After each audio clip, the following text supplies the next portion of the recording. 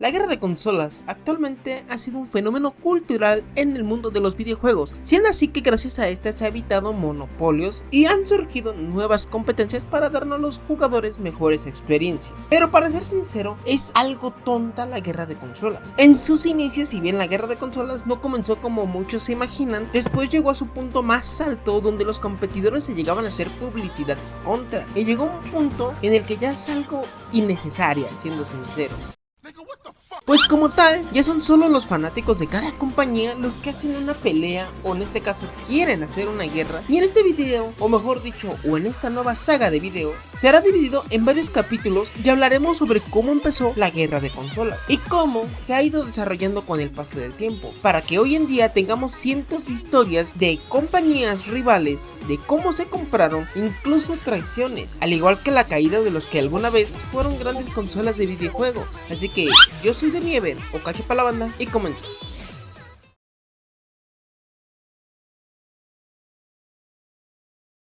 Para aquellos que nacieron en la era de las consolas actuales, cuya formación videojueguil provienen de los sistemas fabricados por Nintendo, Sega, Sony o Xbox, Atari tiene el aspecto de una presencia amorfa dentro de la cultura de los videojuegos, una marca legendaria que se ha ido diluyendo con el paso de los años tras innumerables fusiones, adquisiciones y bancarrotas, un titán de la era de las recreativas con un destino trágico. Muchos jugadores jóvenes desconocen la repercusión que tuvo la compañía que cimentó los cimientos de la actual industria de los videojuegos, limitándose a reconocer la marca como muchos la...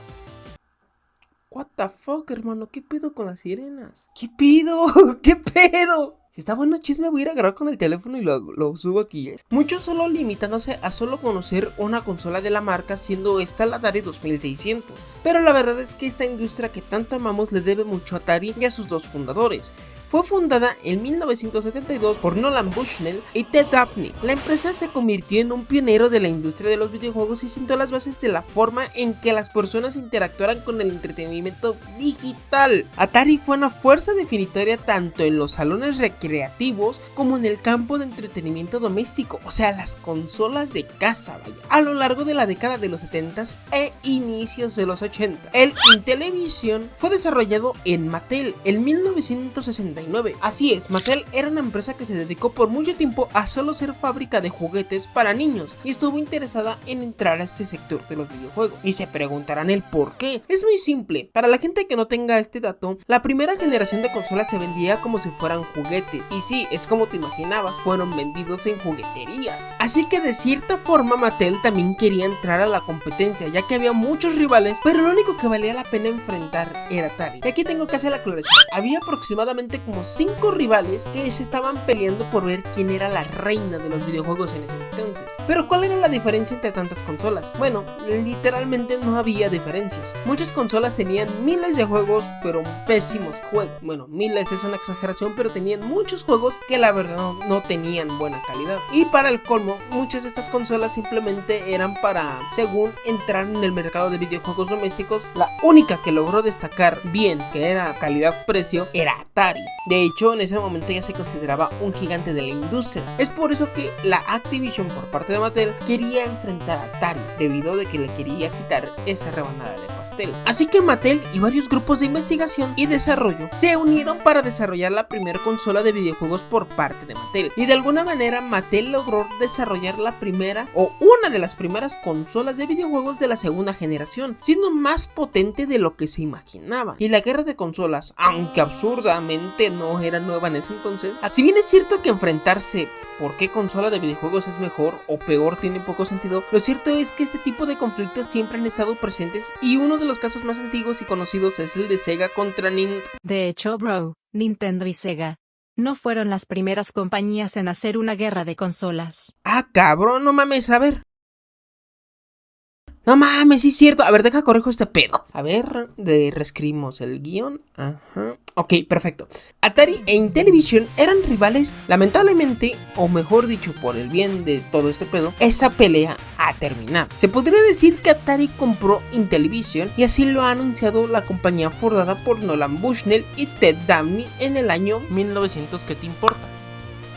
Atari en su momento fue considerada la madre de la industria de los videojuegos debido a que fue la creadora del Pong y la consola de Atari Pong y dominó el mercado hasta que en 1979, sí, Mattel, empresa de juguetes, como ya lo había dicho, lanzó Intellivision. Y como les decía, aquí nació la primera guerra de consolas, o mejor dicho, la primera batalla. En ese tiempo era Atari 2600 contra Mattel Intellivision. De momento hagamos esta comparativa. Si esta compra que les había mencionado, donde Atari compró Intellivision, fuera una comparativa actual, sería como si Sony comprara Xbox. Bueno, siendo sinceros, es una de las cosas más complejas debido a que tiene varias subdivisiones, pero hagan de cuenta que fue eso. ¿Y qué ganó con esto? Atari, la verdad, ganó muchas cosas debido a que pudieron utilizar bastantes licencias con las cuales pudieron meter en sus consolas, o mejor dicho, no pudieron porque ya había pasado bastante tiempo. ¿Por qué? Porque el proyecto de Atari en este momento era crear una nueva consola y poder utilizar juegos antiguos, debido a que hubo un momento donde Nintendo sacó una consola retro y Sony le copió la tarea nuevamente y hicieron lo mismo, sacaron la PS1 retro para poder hacerle la competencia a Nintendo en este nuevo mercado, y Atari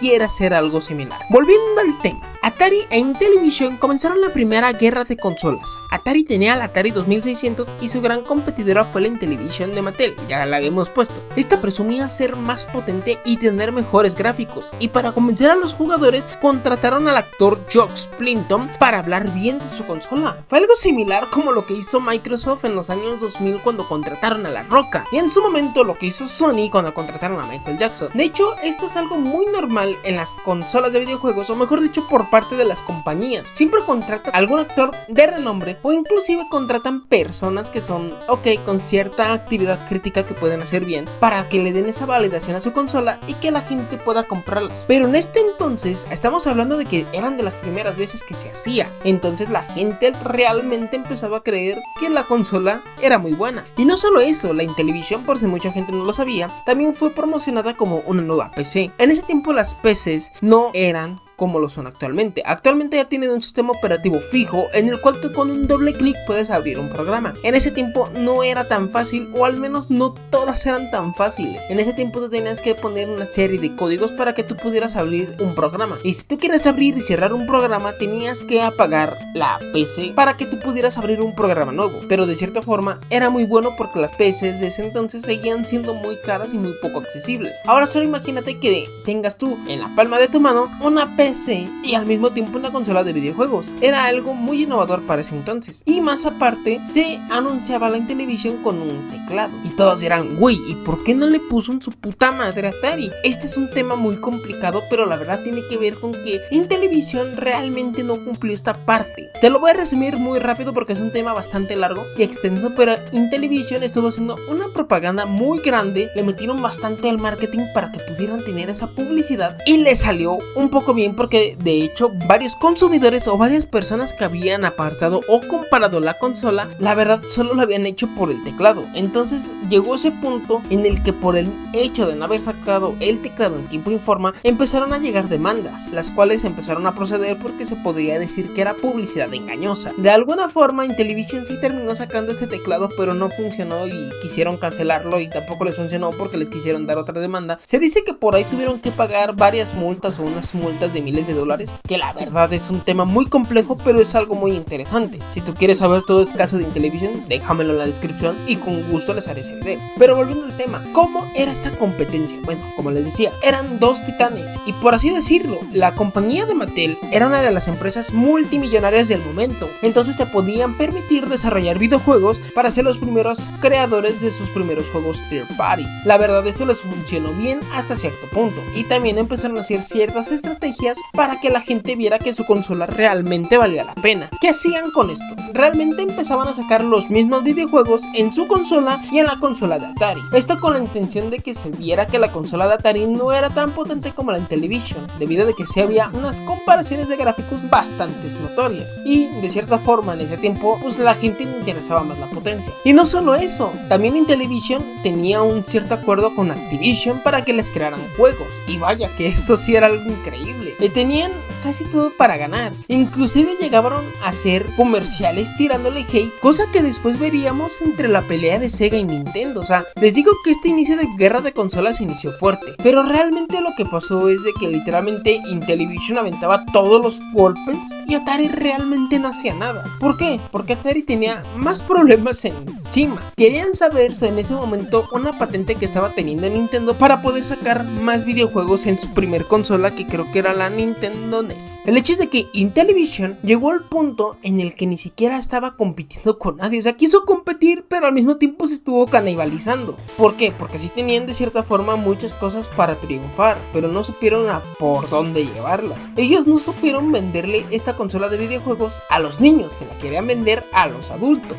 metiendo ciertas cosas que eran interesantes, pero realmente no funcionaron. ¿Por qué? Porque precisamente, como les decía, los videojuegos en ese tiempo se veían como unos juguetes. Era una moda que no estaba funcionando muy bien en América. Y estas dos compañías eran más americanas y no tuvieron tanto éxito. O sea, Atari sí tuvo éxito en Europa y en Asia, pero Intellivision no logró destacar fuera de América, cosa que fue lo que le empezó a traer ciertos problemas y empezaron a perder esta guerra solitos. Literalmente se metieron a la guerra y empezaron ganando según ellos, y en automático tuvieron un golpe de realidad muy fuerte. Y si bien es cierto que tenían cosas muy interesantes para que otras consolas y compañías estuvieran interesados en ellas, la verdad es que estuvo mal. Aquí lo que hizo Mattel es de que esa parte que creó Intellivision fue como una forma de separarse para que si esta fracasara no le afectara directamente a Mattel. Y es como decía, Mattel se puede dar ese lujo de despilfarrar dinero y no pasar nada, pero de cierta forma sí queda esa mancha ahí. Y no solo es eso, también es de que en ese momento lo que terminó de matar Intellivision fue de que entraron en el crash del 83. ¿Qué era lo que sucedió en este entonces? Para la gente que tiene esta idea de la primera crisis de los videojuegos, realmente no es como se imaginan todo, porque muchos dicen es que hubo una crisis de los videojuegos y Nintendo llegó a salvarla, y sí fue así, pero no. Esta crisis realmente solo se dio en América. Y esto porque aquí se priorizaba más la cantidad que la calidad. Estuvieron involucradas muchas empresas. Muchos le atribuyen esto a Atari, pero realmente no solo fue Atari. Fueron varias empresas las que estuvieron sacando videojuegos a más no poder. Y en serio ni siquiera checaban calidad. Y la gota que derramó el vaso fue el juego de E.T. O sea, era un juego tan horrible que ni siquiera nadie sabía qué se tenía que hacer. Pero no fue el primer juego y esto ya se venía arrastrando desde hace una década. Pero ¿qué le pasó? Intellivision, con todo eso de estar sacando los mismos juegos en varias consolas y sobre todo en consolas de Atari, para poder dejar mal a su competencia, también saturó el mercado. Y esto solo, en vez de darle ganancia, le trajo muchas pérdidas. Como les dije, fueron los primeros que tuvieron Third Party, pero no se los quedaron como exclusivos. De hecho, los repartieron en todas las consolas y fueron uno de los causantes también de que se provocara este crash. Y aquí viene la parte en la que por qué Nintendo de cierta forma salvó los videojuegos. Como tal, esta parte la tengo que dejar bien específica. Nintendo y ciertas compañías como Sega, que ya estaban empezando a incursionar en el mundo de los videojuegos, en Asia estuvieron haciendo lo mismo, pero con un control de calidad demasiado exigente. De hecho, les fue bastante bien en los primeros años, que cuando quisieron llegar a América, curiosamente estaba la crisis de los videojuegos. O sea, esta crisis, digámosle que ya se venía arrastrando y llegó a un punto en el que explotó y embarró todo. O sea, vaya, ensuciaron todo y hicieron que los usuarios promedios americanos pensaran que estas cosas ya no servían y que solo fue un pasatiempo bobo. Lo que hizo Nintendo fue medio maquillar todo esto para que ellos pudieran tener el siguiente dominio. Pero no solo fue Nintendo, es lo que mucha gente no te dice. De cierta forma fueron Nintendo y Sega, porque ambos tuvieron unas experiencias y unas normativas bastante exigentes, precisamente para evitar que el mercado se saturara. Pues lo hicieron también en el hecho de que hoy en día tú puedes seguir disfrutando videojuegos. Es por eso que esta primera parte de la guerra de las consolas fue el inicio y de cierta forma casi acaban, y muchos solo por el hecho de querer sacar más videojuegos pensando que más videojuegos es igual a más dinero les iba a dar resultados, y realmente no fue así, porque momentos antes de que Intellivision entrara a esta guerra de consolas ya estaban teniendo problemas así. ¿Cómo se evitó? Literalmente Atari se saliera de control por el hecho de empezar a poner cierto orden en evitar que salieran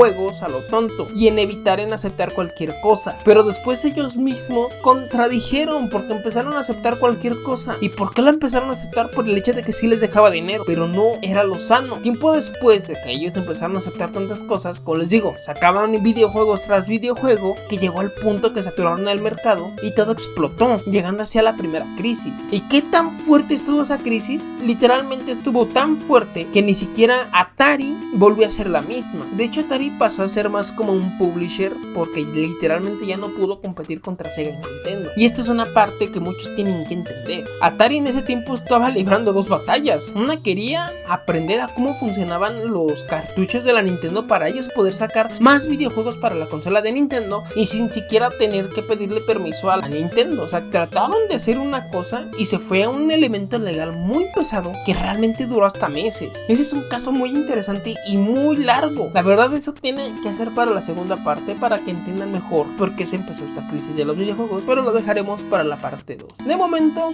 ya sabes la historia de Intellivision y cómo ella y Atari empezaron la guerra de consolas, pero también cómo casi terminan con los videojuegos. Solo quiero que me dejes en los comentarios si tú también sabías esta parte. Personalmente, yo cuando me enteré de esta historia quedé sorprendido porque yo pensé que la primera guerra de consolas o la primera guerra de los videojuegos había empezado con Nintendo y Sega, y realmente cuando te pones a ver, desde más atrás empezó. Inclusive se había competencia, pero la competencia fuerte donde todos empezaron a tirar hate empezó en Intellivision contra Atari. Si el video te gustó, por favor déjame un like y suscríbete, que por favor eso me ayuda a seguir trayéndote más videos así. Te prometo traer la parte 2 donde hablaremos la guerra de los cartuchos negros, una batalla que fue muy interesante en su momento, pero que la verdad hoy en día se agradece que haya sucedido para evitar tantos plagios. Sin más que decir, me gustaría que me comentes si tú ya te sabías esta parte de la historia y si te gustó, también regálame un like, y si no estás suscrito al canal, suscríbete porque el siguiente video va a ser una joyita de YouTube. Así que sin más que decir, yo soy Cacho o de Miever para la banda y nos veremos en un próximo video. Chao.